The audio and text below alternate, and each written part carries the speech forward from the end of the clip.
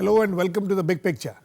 For the last several years, Africa, which has largely been seen as a dark continent, has gained focus outside the continent. India, which has a historic connection with the continent, now sees the various countries in the continent in a different light. The African Union, consisting of 54 countries in the region, has struck close relations with India through the India-Africa Union Summit held every year. For India, like for other countries like China, establishing close and consistent relations with the African countries has become a necessity. The mineral, oil and natural resources which are there in the continent like India, are very important for India to sustain itself in the future. This has been reflected by the range of activities of the Indian companies and entrepreneurs in Africa in the last decade or less. And the doubling of trade now running into approximately $60 billion.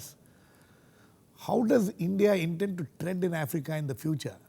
What kind of relations have to be forged considering the sensitivities of the African countries where already voices of dissent are heard against what they see as economic colonizing? We will discuss all this today with Rajiv Sikri, former diplomat. Ajay Kumar Dubey, Professor of African Studies in the JNU, will be on the phone line. Vijay Naik, consulting editor, Sakaal group of newspapers, is here with me in the studio. Welcome to all of you. Vijay, let me come to you first. This in the last 8-10 years especially, since the formation of the African Union in 2001-2002, India has taken more and more active role in this. But it is said that unlike China, India is more encouraging its private sector to go and invest there. Whereas China, a large public sector of China is investing in Africa. What is the strategy of the Indian government when it comes to the African countries? Well, Girish, you said about China and India. Now, Chinese is a different system actually. And they do have the private companies also. But Indian private companies are also foraying into Africa in a very big way. Now, India has definite plan of having close relations, not only political, commercial, but economic relations with Africa. If you look at the 2008 summit, after that 2011 summit also, which was held in Addis Ababa, you can see that as many as 30 countries, the first about 14 countries and later on also 30 countries, joined with India, and Prime Minister Manmohan Singh went to Addis Ababa. And right now, if you look at the engagement of India, it is about $50 billion. The investment is there. Then secondly, what we see— And the trade is about $60 billion. Our trade is about 70, and now we have a target 2015 is $90 billion is a target. Yes. You have about $8 million, it is credit which we are giving to Africa.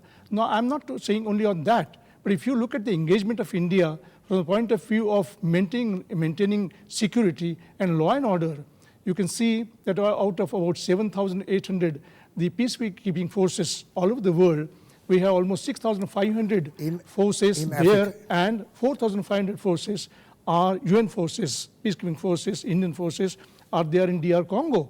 If you go to Kinshasa today, you can find even the ITBP, the Indo-Tibetan Border Police, and even the women of these working for the law and order situation in Kinshasa itself. So if you look at the Chinese engagement, how we can see is that the Chinese are more tangible. Tangible in the sense— Their political engagement is less, and their economic engagement is more. Today they say that the Chinese engagement with Africa is about $200 billion, while ours is only 70 billion, but we are in a different way we are going. What I see actually is that India had a friend, Mr. Nehru, Jawaharlal Nehru, Indira Gandhi, successive Prime Minister of India, had very close engagements with leaders of South Africa, right. with Africa. We had Julius Nyerere, we had Kenneth Kaunda, and we had Sam Nujoma. Many others were there, you see. We had not cashed in our relationship, closer relationship with Africa in a commercial way or economic way. Now that is now happening in Africa. That focus India and Africa is on the economic relations now. Yeah. We have Professor Ajay Kumar Dubey on the phone line with us. Professor Dubey, can you hear me? Yes. Okay, Professor Dubey, what is it that has changed as far as the relations with, between India and the African countries are concerned? When we talk of Africa is a huge continent, there are in the African Union itself, there are 54 countries, a few countries have been left out, suspended and all that. But what is the focus of India? When we talk of Africa, which are the countries, which part of that African continent should India be focusing, and are we focusing on those countries? In fact, India-Africa relation is historical and multidimensional. Absolutely.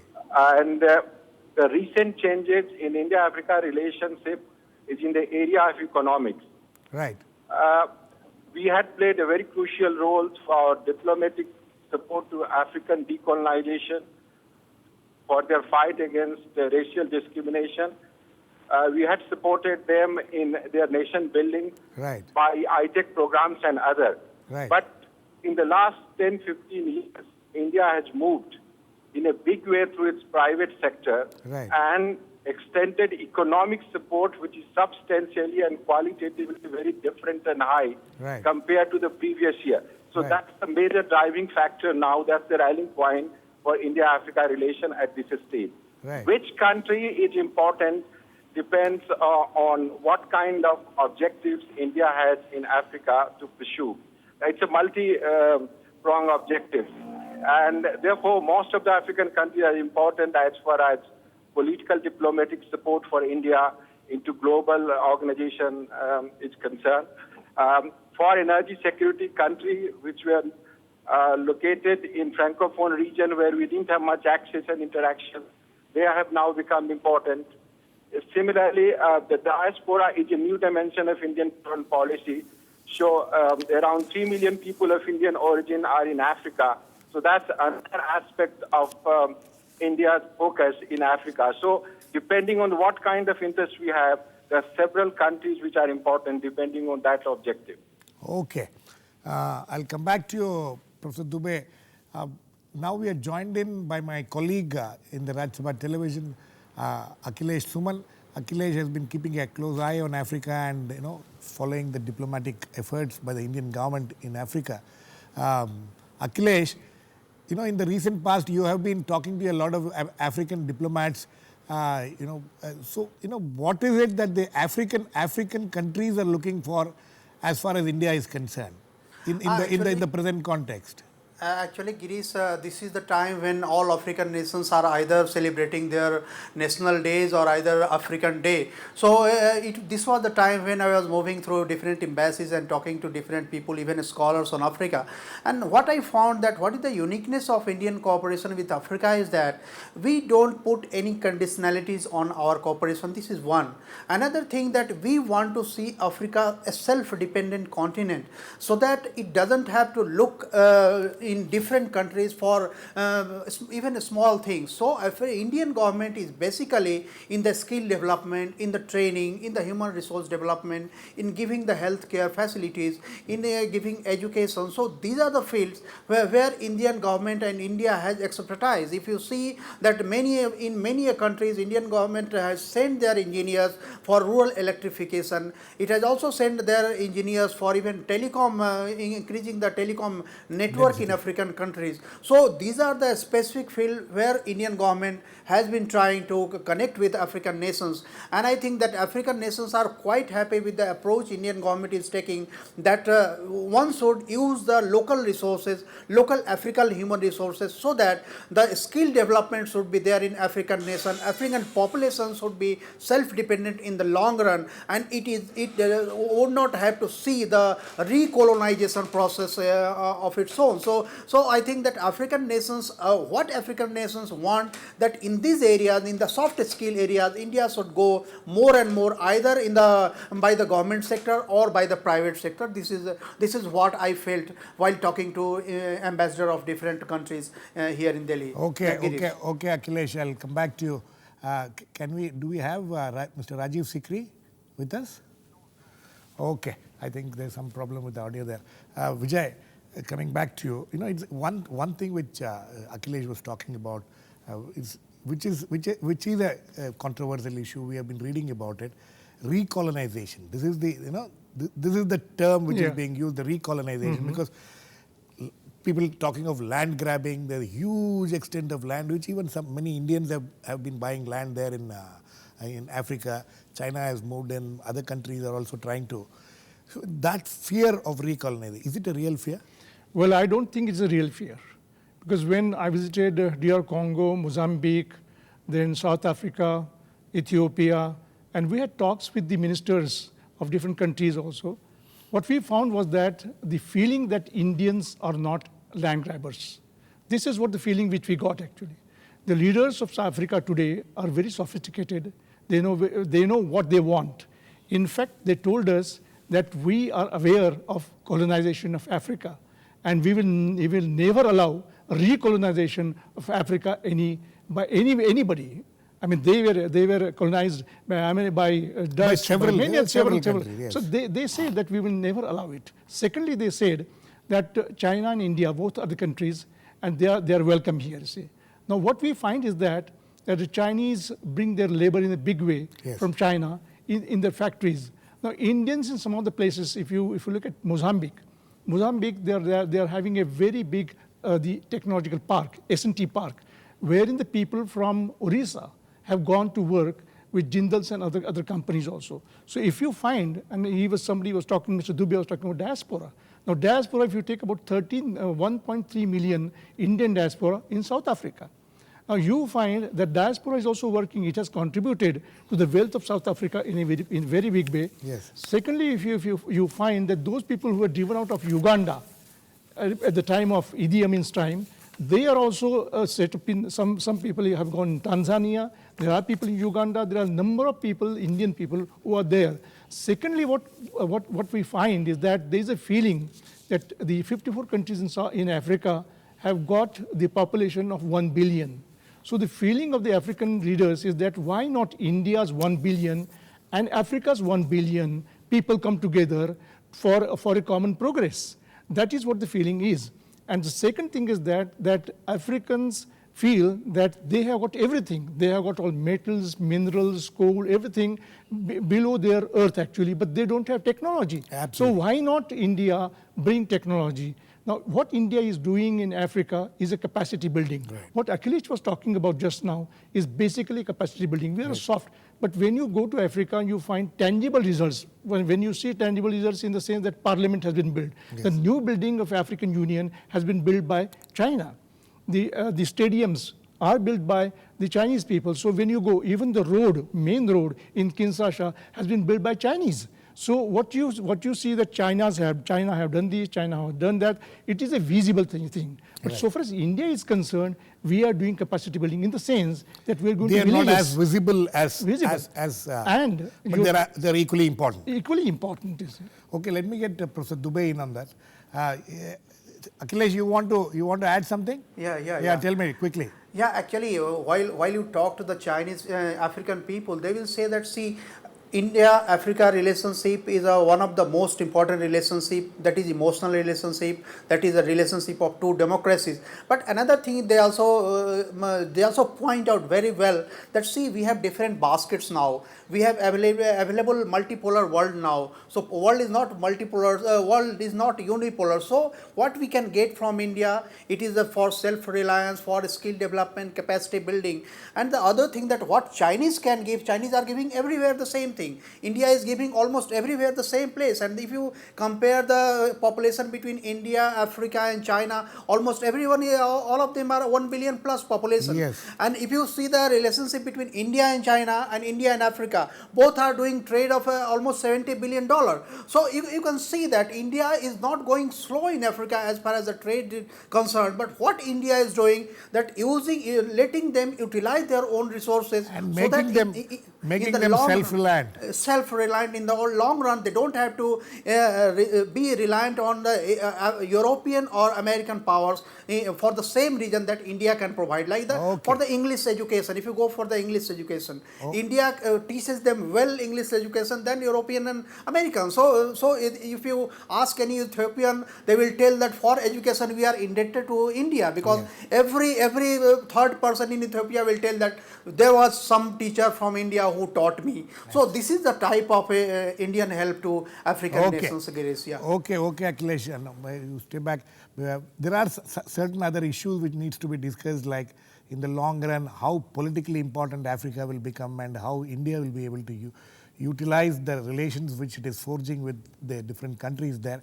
But before that, we need to go into a very short break. Now, please keep watching. We'll come back very soon.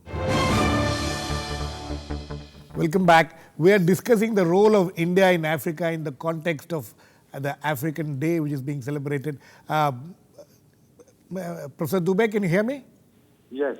Okay. Professor Dubey, another interesting thing about all this is, my colleague Akhilesh was also mentioning it. In the longer run, how does India see Africa as far as the political aspect is concerned? I think we will come to Professor Dubey a little later. Before that, let me go to Vijay. Vijay, the same question which I was asking Professor Dubey. If you look at Africa, you see there are contenders who would like to become the member of the Security Council of United Nations. Now we are trying to find out that is a very important aspect as to which are the countries which can help us, which is supporting us actually. Right. South Africa is one of the contenders there. Nigeria could be one of the contenders. And we have friends in all over Africa. If you look at Mali recently, we went in to support the French forces in Mali because we found that Al-Qaeda elements were coming there. You see. Now, if you look at the engagement of India with Africa, more than half a dozen countries, we have got defense agreements with those countries also. And as I was talking earlier about the capacity building, that we found that the people on the ground in villages and other places also have got great respect for the Indian companies which are going there, they're helping them. And if you look at recent lecture by Mr. Shivraj Patil on Africa Day about 2 days back, you see, he says that Haryana and Punjab can help Africa agriculture. In Francophone countries, Burkina Faso, the Punjabi farmers went there and they taught the agriculture, all technologies to the farmers there, thereby helping them to grow their agricultural products. Okay. Professor Dubey, now we are joined in by Professor Dubey here in the studio now. Professor Dubey, welcome. Thank you. Now, the same question which I was asking, politically, how important does India think African countries will be in the future? Is that one of the reasons why we are investing so much into the relations with these countries? Partially, yes. Africa is important, as you know, there are 54 in number. Yes. In the reorganization of institutions of global governance, whether United Nations Security Council, WTO, negotiation on climate change, right, you need the support of these countries whose interests and stakes are similar to India. Right. And since India has a very traditional and very good relationship with African countries, India would like to translate that in seeking their support for some of its objective in this area. Right. And therefore, Africa as a continent with 54 countries is very important politically. And India is trying to help them also to keep the goodwill going and to keep their, and to have their support for some of the political objective that it has for transforming institutions of global governance. Okay. We are now joined in by Mr. Rajiv Sikri, a former distinguished diplomat. Mr. Sikri, sorry for that problem which had happened with the audio. Mr. Sikri, how do you think the Indian government, the Indian diplomats are able to deal with the African countries? When we talk of African Union, 54 countries, do you think that a uniform approach will help in dealing with these countries, or do you think there are complex issues involved when it comes to different countries in the in this African Union? Well, obviously it's such a large continent with 54 countries, and it's not possible to have a one-size-fits approach to all the countries. Right. The African Union itself has got 8 regional groupings, and we engage with all of them. In fact, the India-Africa Summit, which we've had 2 of them, 2008 and 2011. Right. We consciously limited it to one representative from each of the regions, plus the present president of the African Union, the previous president, and so forth, to keep it as a manageable number. Also, the diversity is so much. How do you have you can't have the same problem, say, with Algeria or Tunisia or Morocco as with South Africa. It's worlds apart. So yes, our strategy has to be differentiated, but there is a commonality also in our approach, and that is, and this is something I wish to emphasize. I don't know whether this point has been made earlier or not, but we took an interest in Africa from the earliest days. So our interest in Africa is not new. It is not something which is in reaction to the Chinese, as many are claiming. I mean, right from the beginning of our independence, Mr. Nehru realized very clearly that India's independence would not be consolidated till colonialism was eliminated from other parts of the world also. Right. And that is why the anti-colonial sentiments in India have been so strong. Our support to the Africans, our training to the Africans across the board. Right. South Africa, East Africa, West Africa, North Africa has been very consistent. You know, the leaders of Africa, they turn to India for support. So what I'm just trying to say is that our engagement with Africa goes back a long way, and we should not think that it is only now that we are engaging with Africa. Absolutely. We had discovered Africa much before the rest of the world did, and we did it not because we wanted to exploit the resources, but because we felt that Africa was a neighbor, that the Africa story was going to develop, and India should be in it.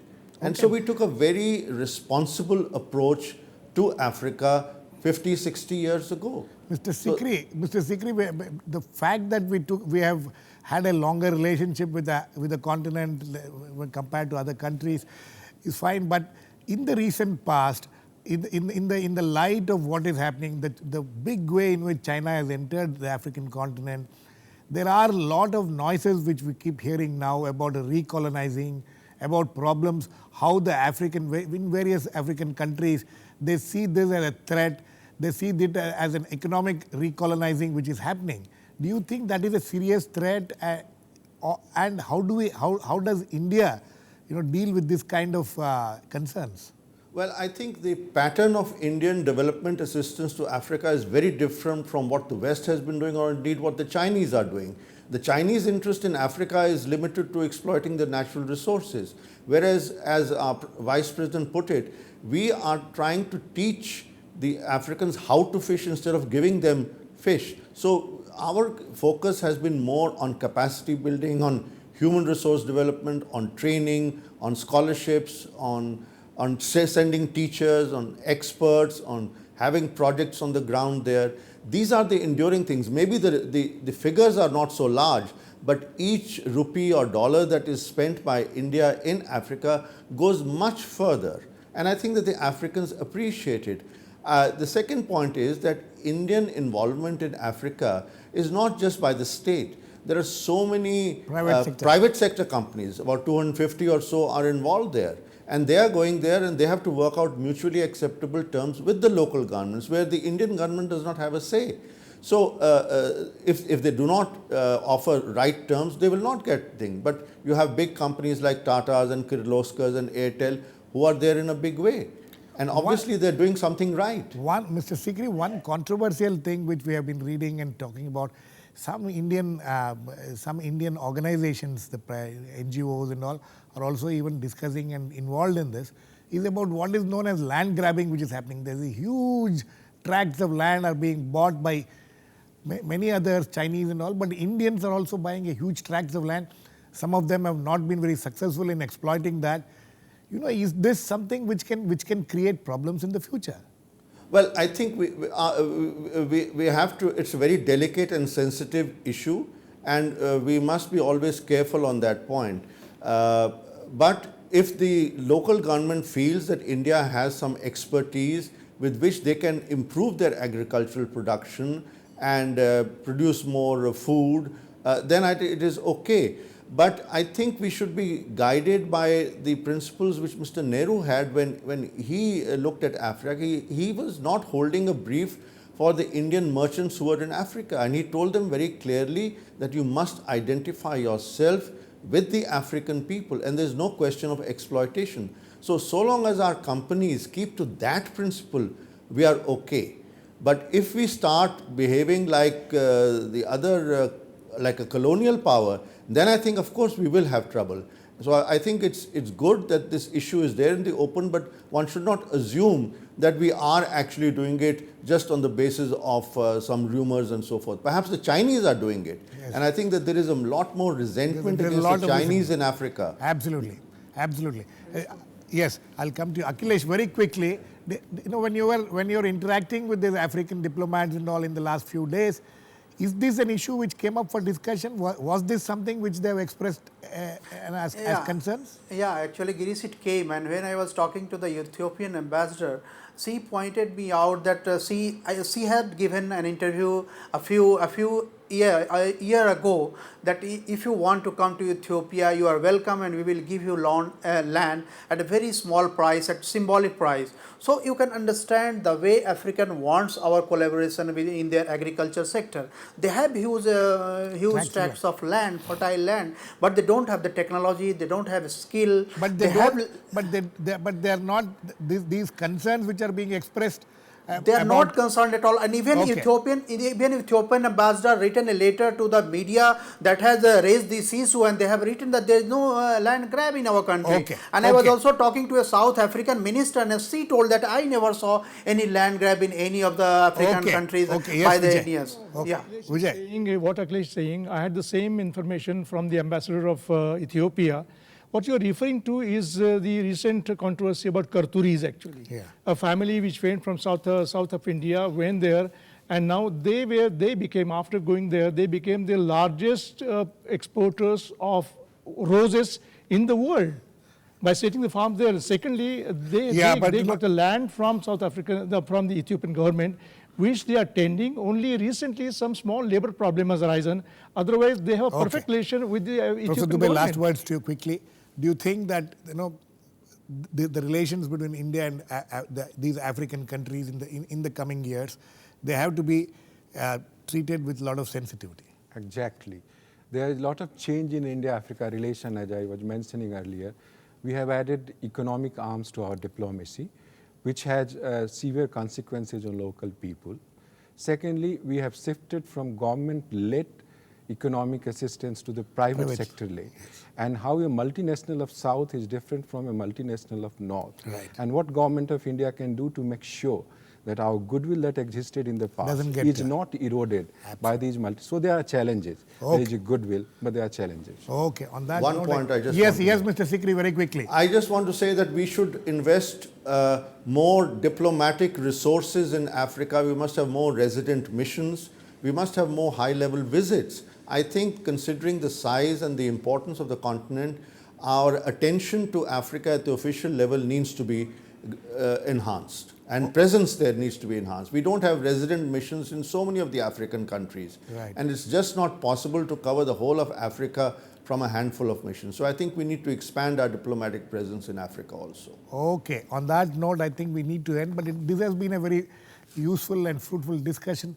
There are a lot of opportunities out there in Africa for Indian government as well as Indian private sector, but as Professor Dubey and Mr. Sikri pointed out, a lot of sensitivity needs to be there while handling these countries. Thanks to all my guests, Mr. Rajiv Sikri, Professor Dubey, Vijay Naik, and Akhilesh Suman.